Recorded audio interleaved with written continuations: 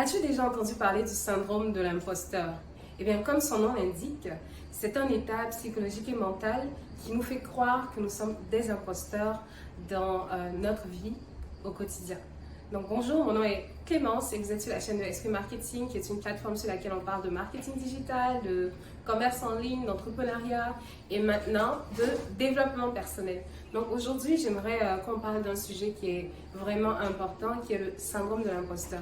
Donc il y a quelques temps, j'avais arrêté de poster sur Esprit Marketing parce que j'étais dans une période assez intéressante, on va dire. Donc j'hésitais à poster du contenu, j'hésitais à parler de ce que je connaissais en termes de marketing parce que je me disais que ce n'était pas parfait, que ce ne serait jamais parfait.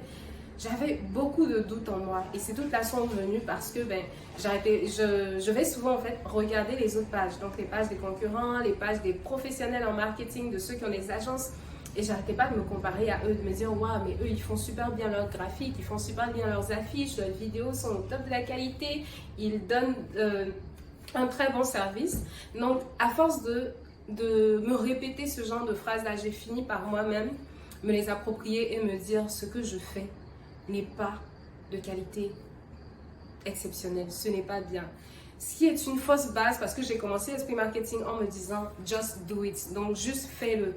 On s'en fout que ce soit pas bien, on s'en fout que ce soit pas professionnel, on s'en fout que ce ne soit pas beau, que ce ne soit pas une qualité exceptionnelle. Just do it, juste fais-le. Et plus le temps avance, plus tu t'améliores. Donc c'est vraiment sur cette base-là que j'ai commencé Esprit Marketing. C'est pour ça que le logo est super simple. Je me suis pas prise la tête du tout. Mais voilà, c'est vrai que j'ai en ce moment-là, il y a quelques mois, été face à une période de doute. Et je me dis aussi que sûrement entre vous, parmi vous, il y a des gens qui passent par cette période de doute, de questionnement. Même, certains même sont déjà au fait dans les affaires ou certains ne se sont pas encore lancés, mais à cause de ça, hésitent beaucoup. Donc, qu'est-ce que c'est le syndrome de l'imposteur? J'ai cherché une description sur Google que j'ai trouvée. Et le syndrome de l'imposteur, c'est un état psychologique qui incite à la peur, une tendance psychologique à la peur et à la remise en question. Il fait douter la personne atteinte de ses propres réussites et l'accable d'une peur persistante et internalisée d'être présenté comme un escroc, et ce, malgré ses capacités démontrées. Donc, comment j'ai su que j'étais passée par cette phase-là? Parce que bon, souvent on est là, on ne se rend pas compte que voilà, on a mis pause, puis on a arrêté de travailler sur certains projets qu'on aimait parce qu'on a peur du jugement des autres et de ce que les gens vont penser. Donc, un jour, je regardais une vidéo, c'était une entrevue d'une jeune femme qui évolue dans la finance et elle disait qu'elle a souffert du syndrome de l'imposteur lorsqu'elle était en train d'écrire son livre. Elle disait qu'elle se remettait en doute à chaque fois. Elle se disait, moi j'ai que 3 ans d'expérience dans le domaine, alors qu'il y a des gens qui ont 10-15 ans d'expérience dans le domaine, qui n'ont jamais écrit de livre. Donc qu'est-ce qui prouve que moi j'ai l'autorité, j'ai la connaissance et l'expérience nécessaire pour venir écrire un livre et partager mes connaissances? Donc à cause de ça, elle a mis son projet en pause pendant 6 mois, 8 mois. Heureusement que c'était pas plus que ça parce qu'il y a des gens à cause de cette peur-là vont mettre pause sur leur projet pendant près d'1 an, 2 ans, 3 ans et autres. Donc elle a mis son projet en pause, mais après, ses amis autour d'elle, son fiancé l'a motivée, sa famille l'a motivée et elle a fini par terminer son livre et le faire publier et il est en vente sur Amazon.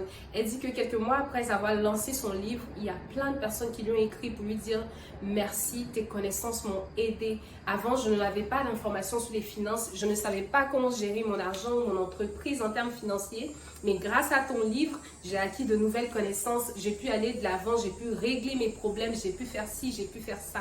Donc, et avec Esprit Marketing, je l'ai vu dans les débuts lorsque je postais des vidéos, je partageais des informations concernant le marketing digital, la gestion des réseaux sociaux, même la vente en ligne. Il y avait souvent des gens qui m'écrivaient pour dire waouh, c'est vrai, tu as raison, les informations que tu m'as apportées m'ont été très utiles, merci, continue comme ça. Et ça encourage. Et ça m'a fait me dire, mais tiens, si j'avais finalement accepté de me dire que je ne suis pas capable, que je ne suis pas une experte dans le domaine parce que je n'ai pas 5 ans, 10 ans d'expérience et que je ne l'avais pas fait, il y a plein de personnes qui n'auraient pas bénéficié de ces informations-là que j'ai partagées, qui n'auraient peut-être pas trouvé solution à leurs problèmes. Donc, j'ai beaucoup parlé, mais la vidéo c'est pour te dire de ne pas avoir peur, de ne pas douter de tes compétences et d'y aller, de te jeter à l'eau. Est-ce que tu as un projet sur lequel tu travailles depuis quelques mois, depuis quelques années, tu attends que ce soit parfait à la virgule près? Mais moi, laisse-moi te dire que ça n'a pas besoin d'être parfait à la virgule près. Il faut juste que tu appuies sur Enter, sur Go et puis tu y vas, tu t'y mets. Donc, une chose aussi que j'essaie d'intégrer, c'est de me dire, rien ne sera jamais parfait. Essaie au maximum de produire un travail de qualité, un travail exceptionnel, mais dis-toi qu'il y aura toujours un petit bug quelque part et que tu peux toujours t'améliorer, tu peux toujours grandir, tu peux continuer d'apprendre. Tu peux, même si tu es seul en commençant, c'est pas grave, commence tout seul. Si tu n'as que 10 000 francs ou je sais pas, 50 dollars, ou 20 € pour commencer, commence et petit à petit tu vas t'améliorer, tu vas voir les gens vont venir vers toi pour te dire ah mais j'ai vu ce que tu fais, ça me plaît, est-ce que je peux intégrer ton équipe, est-ce que je peux aider, est-ce que, donc il faut juste le faire. Donc, ça va être tout pour aujourd'hui. Raconte-nous si toi aussi tu as souffert du syndrome de l'imposteur. Donc, et aussi pour les personnes qui se sont déjà lancées mais qui hésitent à aller à une autre étape, il faut qu'on continue les gars. Il faut qu'on continue parce que ce qu'on fait apporte de la valeur pour beaucoup de gens. Et si on arrête, ben, on va se dire que c'est des gens qui n'auront pas pu être impactés. C'est des gens qui ne seront pas peut-être motivés, boostés. C'est des gens qui ne trouveront pas solution à leurs problèmes. Fait que n'hésite pas et lance-toi. Ouais, je suis devenue coach en développement personnel. En tout cas, c'était Clémence de Esprit Marketing. Ben, à bientôt sur la plateforme d'Esprit Marketing et bonne journée.